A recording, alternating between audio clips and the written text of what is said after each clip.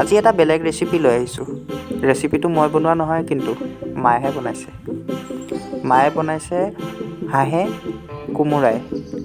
আহকচোন কেনেকৈনো বনালে চাওঁ। প্ৰথমতে কোমোৰা আৰু আলুখিনি কাটি পেলাই হাঁহৰ মাংসখিনিৰ লগত কুকাৰত দি দিলে। তাৰপিছত মছলা পাতিখিনি যোগাৰ কৰি ল'লে।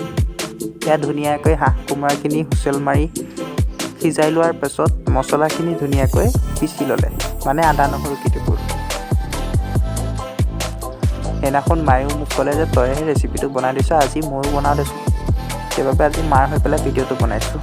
আৰু যদি ভাল লাগে তেনেহ'লে ভিডিঅ'টো লাইক এটা কৰি দিব আৰু ছাবস্ক্ৰাইব কৰিবলৈ নাপাহৰিব। এতিয়া তেলত পিঁয়াজখিনি দি পিঁয়াজখিনি ৰঙা নোহোৱালৈকে অকণমান ভাজিবলৈ ৰখা হ'ল। তাতে তেজপাত আৰু শুকান জলকীয়া দুটামানো পেলাই দিছে।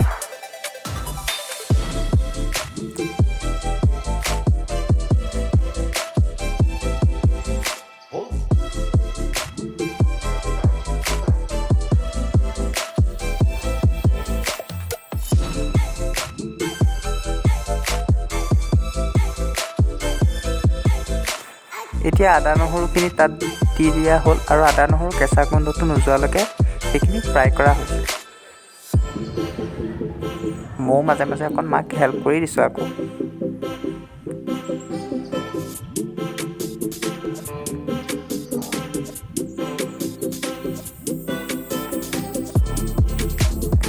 সেইখিনি ভাজি লোৱাৰ পিছত তাত জিৰা গুড়ি, ধনিয়া গুড়ি আৰু জালুকৰ গুড়া এড কৰা হ'ল আৰু লগতে কাশ্মীৰী ৰেড চিলিটো। হালধিকণো দিয়া হৈছে নহয়, পাহৰিয়ে গৈছিলোঁ। এতিয়া হাঁহৰ মাংসখিনি ধুনীয়াকৈ দি আৰু বইল কৰি লোৱা কোমোৰা আৰু আলুখিনিও একেলগে দি দিয়া হ'ল।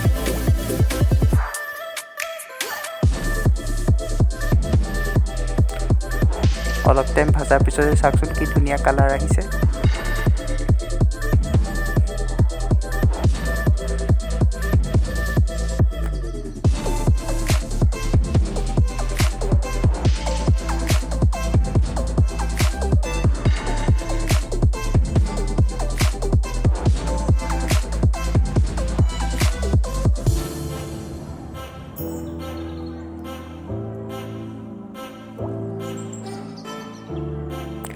কাশ্মীৰী ৰেড চিলিটো দিয়া হৈছে যাতে মাংসখিনি ধুনীয়াকৈ কালাৰ এটা আহে।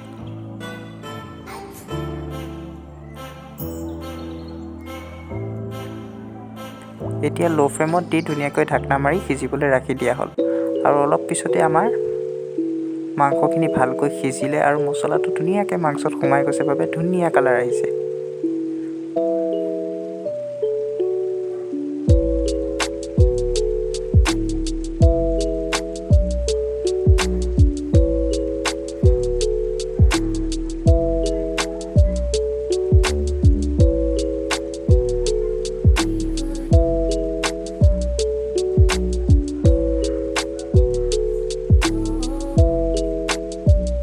এতিয়া অকণমান পানী দিয়া হ'ল যাতে জোল কৰিব পৰা যায়।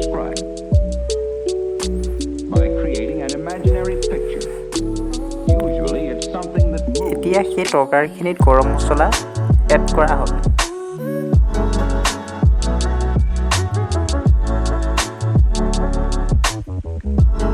আৰু এনেদৰে উতলি আজি আমাৰ হাঁহৰ কোমোৰা মাংসখন ধুনীয়াকৈ ৰেডি হৈ গ'ল।